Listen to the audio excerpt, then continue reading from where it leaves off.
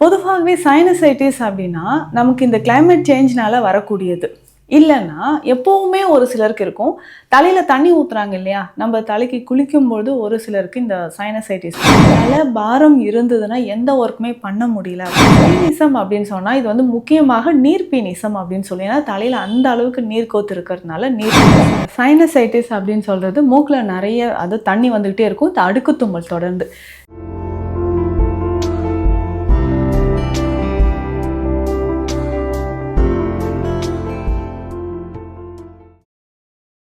வரம் நேயர்களுக்கு வணக்கம். நான் டாக்டர் நித்யா, சித்தா ஃபிசிஷியன்.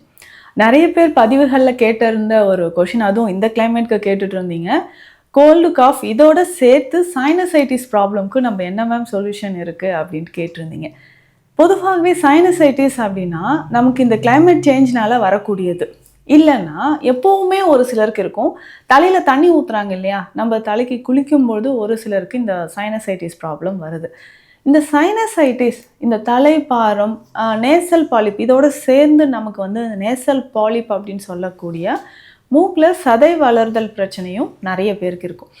இதற்கு என்னதான் தீர்வு? நிறைய பேர் இதற்காக ஸ்டீராய்டு மெடிசன் வரைக்கும் போகிற ஹேபிட்ஸ் இருக்குது. பெயின் கில்லர்ஸ் நிறைய யூஸ் பண்ணுவீங்க.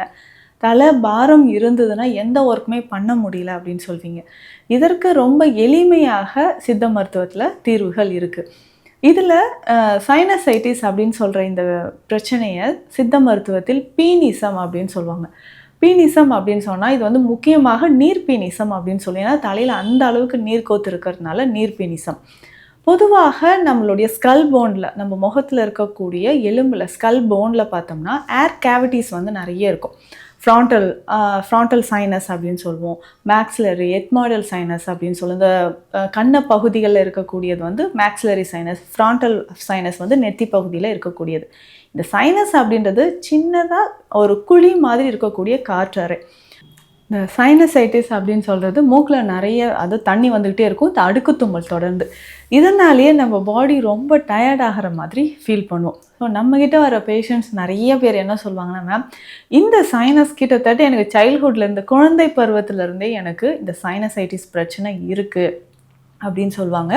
இதை தாண்டி பார்த்தோம்னா நேசல் டீவியேஷன், செப்டல் டீவியேஷன் அப்படின்ற ஒரு பிரச்சனை, நேசல் பாலிப் அதாவது மூக்கில் சதை வளர்தல் அப்படின்ற ப்ராப்ளமும் நிறைய பேருக்கு இருக்கும். இந்த சைனஸோடு சேர்ந்து இத்தனை பிரச்சனைகளும் இருந்தால் இதை எப்படி நம்ம சித்த மருத்துவத்தில் ரொம்ப எளிமையாக பக்க விளைவுகள் இல்லாமல் குணப்படுத்தலாம் அப்படின்றத தெரிஞ்சுக்கணும். இதில் நிறைய விஷயங்கள் இருக்குதுன்னு நம்ம சொன்னோம். இப்போது நம்ம உடலில் கபம் அதிகரிக்கிறதுனால வரக்கூடியது இந்த மாதிரி சுவாச பிரச்சனைகள், நீர்க்கோர்த்தல் அப்படின்னு சொல்கிறோம். ஆனால் இதுவே உடலில் நமக்கு உஷ்ணம் அதிகரிக்கிறதுனால, உஷ்ணம் அப்படின்னு சொன்னால் பித்தம். அப்போது பித்தம் அதிகரிக்கும் போதும் உடல் உஷ்ணத்தினால நமக்கு என்ன ஆகும்னா சைனசைட்டிஸ் பிரச்சனை ஏற்படுத்துன்னு சொல்லலாம். அப்போது பித்தம் அதிகரிக்க என்ன ஆகுனா அந்த சூடு நம்மளுடைய கபாலத்தில் சேர ஆரம்பிக்கும். அதாவது தலையில் அந்த உஷ்ணம் அதிகமாகிறதுனால நீர்க்கோர்த்தல், சைனசைட்டிஸ் இந்த மாதிரியான பிரச்சனைகள் இருக்கும். இதுவே நமக்கு பாலிப் வருது, மூக்கு பகுதியில் ஒரு கட்டி மாதிரி வருதுன்னா நேசல் பாலிப் அப்படின்னு நம்ம சொல்கிறோம். இந்த பாலிப் இருக்கக்கூடிய நபர்களும் சர்ஜரி பண்ணுவாங்க. சர்ஜரி பண்ணதுக்கப்புறம் 1 வருடமோ 2 வருடம் கழித்தோ திரும்பவும் அந்த க்ரோத் இருக்குது அப்படின்னு சொல்லுவாங்க. இந்த மாதிரி நேசல் பாலிப் மூக்கில் சதை வளரக்கூடிய பிரச்சனையும் முழுவதுமாக அது திரும்ப வராத மாதிரி நம்ம சித்த மருத்துவத்தில் தீர்வுகள் எடுத்துக்கலாம். இப்போ பொதுவாக ஒரு சிலருக்கு நான் தலைக்கு குளிச்சாவே தலையில் நீர் கோத்த மாதிரி இருக்குங்க, அன்னைக்கு ஃபுல்லாக நான் தும்மிக்கிட்டே இருக்கிற மாதிரி இருக்குது, இதனாலே நான் தலைக்கு குளிக்காமலும் கொஞ்ச நாள் தள்ளி போடுறேன்னு சொல்லுவாங்க. அந்த மாதிரி செய்தாலும் என்ன ஆகுனா அதிகமான உஷ்ணம் நமக்கு உடலுக்கு மட்டும் குளிச்சுக்கிட்டே இருக்கும்பொழுது உடலில் இருக்கக்கூடிய மொத்த உஷ்ணமும் நம்மளுடைய தலைக்கு கபாலத்துக்கு போக ஆரம்பிக்கும். அதனாலேயும் தலையில் நிறைய நீர்க்கோர்த்தல் அப்படின்ற மாதிரியான பிரச்சனைகள் ஏற்படுது. இந்த தலையில் நீர்க்கோர்த்திருக்கு இந்த சைனசைட்டிஸ் அப்படின்னு சொன்னால் அந்த சைனஸ் கேவிட்டியில் ஏற்படக்கூடிய இன்ஃப்ளமேஷன், இதுதான் சைனசைட்டிஸ் அப்படின்னு சொல்கிறோம். அப்போது ஒட்டுமொத்தமாக நம்மளுடைய தலையில் நிறைய நீர்க்கோத்து இருந்துச்சுனாலும் இது அடிக்கடி நமக்கு இந்த பிரச்சனைகள் ஏற்படுது. இதற்கு எந்த மாதிரியான உணவுகள் எடுக்கலாம், சித்த மருத்துவத்தில் எளிமையான தீர்வுகள், மருந்துகள் என்ன இருக்குன்றதும் பார்க்கலாம். உணவுகள் அப்படின்னு சொல்லும்போது குளிர்ச்சியான உணவுகளை நம்ம தவிர்க்கிறது நல்லது. ஆனால் இதுவே உடல் உஷ்ணத்தினால வந்திருக்குனாலும் அதற்கு ஏற்ற மாதிரியான உணவு முறைகளை நம்ம ஃபாலோ பண்ணிக்கணும். பேசிக்காக பார்த்தோம்னா ஃப்ரிட்ஜில் இருந்து எடுத்து சில்லுன்னு சாப்பிடக்கூடிய உணவுகள், நீர்ச்சத்து நிறைந்த காய்கறிகளாக இருக்கட்டும், கீரை வகைகளாக இருக்கட்டும். கீரை வகைகள் அப்படின்னு சொல்லும்போது சிறுகீரை, வெந்தயக்கீரை, பருப்பு கீரை இதை எல்லாமே அவாய்ட் பண்ணிக்கோங்க. அதற்கு அடுத்தது இந்த காய்கறி வகைகள் அப்படின்னு சொல்லும்பொழுது நம்ம நீர்ச்சத்து நிறைந்த காய்கறிகள், வெள்ளை பூசணிக்காய், சுரைக்காய், இந்த மாதிரி காய் வகைகளை சைனசைட்டிஸ் ப்ராப்ளம் இருக்கிறவங்க அவாய்ட் பண்ணால் ரொம்ப ரொம்ப பெஸ்ட்டாக இருக்கும். அதை தாண்டி பார்த்தோம்னா தினமும் காலையில் என்ன பண்ணலாம்? ஸோ காஃபி டீ ரெகுலராக எடுக்கிறதுக்கு பதிலாக ஹெர்பல் டீ மாதிரி எடுத்துக்கலாம். இதில் முக்கியமாக நம்ம சுக்கு காஃபி அப்படின்னு சொல்கிறோம்.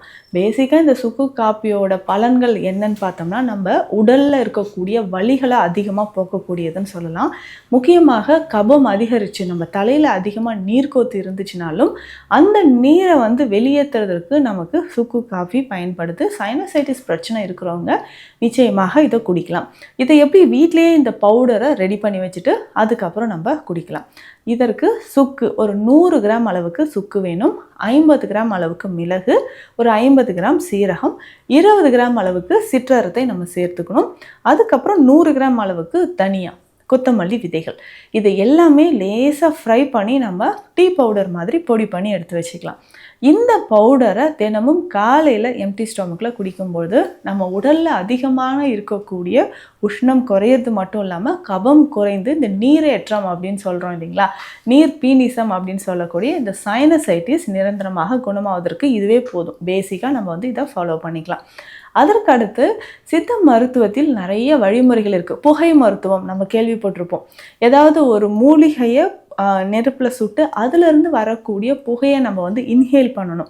ஸோ உள்ளுக்கு இழுத்தோம்னா அது நேசல் பாலிப் இருந்தாலும் சரி, தலையில் சைனசைட்டிஸ் ப்ராப்ளம் இருந்தாலும் சரி, அதை க்யூர் பண்ணிடும். அப்போது மஞ்சளை நம்ம நெருப்பில் சுட்டு அதிலேருந்து வரக்கூடிய புகையை நல்லா சுவாசிக்கணும். டீப்பாக இன்ஹேல் பண்ணும்பொழுது நம்ம நேசல் பாலிப் இருக்குது அப்படின்னாலும், மூக்கு பகுதியில் சதைகள் இருக்குனாலும் அதுக்கு இந்த மஞ்சள் புகையை பயன்படுத்தலாம்.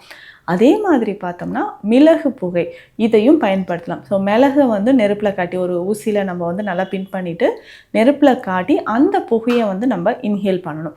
இதை தாண்டி சில மருந்துகள், புகை மருந்துகள் சித்த மருத்துவத்தில் இருக்குது, அதையும் நம்ம எடுத்துக்கலாம்.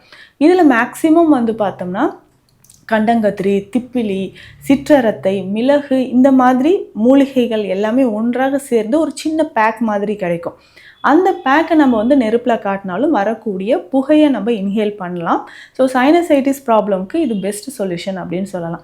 நம்மளோட கிளினிக்கில் முக்கியமாக சுவாச சஞ்சீவி சூர்ணம் அப்படின்ற ஒரு மெடிசன் கொடுத்துட்ருக்கோம். இந்த மெடிசன் எதுக்காக அப்படின்னு பார்த்தோம்னா இந்த சைனசைட்டிஸ் ப்ராப்ளம் கம்ப்ளீட்டாக நமக்கு க்யூர் ஆகணும். பல வருஷமாக நான் அவஸ்தைப்பட்டு இருக்கக்கூடிய ஒரு பிரச்சனை, தலையில் நீர்க்கோத்து இருக்குது, நேசல் பாலிப் இருக்குது, இந்த மாதிரி இருக்கக்கூடிய ப்ராப்ளம்க்கு இந்த சுவாச சஞ்சீவி சூர்ணம்ன்றது சிறந்த மருந்து அப்படின்னு சொல்லலாம். இதை தாண்டி பார்த்தோம்னா திப்பிலி ரசாயனம் அப்படின்ற மெடிசன் இருக்குது. இதையும் நம்ம ஸ்பெஷல் மெடிசனாக கொடுக்குறோம். ஸோ இந்த மாதிரியான மருந்துகள் எடுக்கணும். வாரம் 2 முறையாவது நிச்சயம் நல்ல ஆயில் ஹீட் பண்ணி, எந்த ஆயில் நம்ம யூஸ் பண்ணலாம்னா கருநொச்சி தைலமோ இல்லை சுக்கு தைலமோ நம்ம பயன்படுத்தலாம். இந்த 2 ஆயிலில் ஏதாவது ஒரு ஆயிலை ஹீட் பண்ணி தலையில் நல்லா மசாஜ் பண்ணிவிட்டு வெந்நீரில் குளிக்கும்பொழுது தலை நீரேற்றம் அப்படின்னு சொல்லக்கூடிய சைனசைட்டிஸ் ப்ராப்ளம் கொஞ்சம் கொஞ்சமாக குணமாகுதுன்னு சொல்லலாம். இதையும் தாண்டி இரவு நேரத்தில் நல்ல உறக்கம், அதுக்கப்புறம் குளிர்ச்சியான பொருட்கள் சாப்பிடாமல் இருக்கிறது, ஏசியில் ரொம்ப நேரம் இல்லாமல் இருக்கிறது, இந்த மாதிரியான சின்ன சின்ன லைஃப் ஸ்டைல் மாடிஃபிகேஷன் நம்ம ஃபாலோ பண்ணிட்டு வந்தோம்னா நிச்சயமாக இந்த சைனசைட்டிஸ் ப்ராப்ளத்திலிருந்து விடுபடலாம். உங்களுக்கு சைனஸ் தொடர்பான ஏதாவது பிரச்சனைகளோ இல்லை மருத்துவ சந்தேகங்கள் இருந்தால் கீழே இருக்கிற நம்பருக்கு காண்டாக்ட் பண்ணுங்கள். நம்ம clinic Deekshalayam Siddha health care, Adambakkam, Chennai. நன்றி.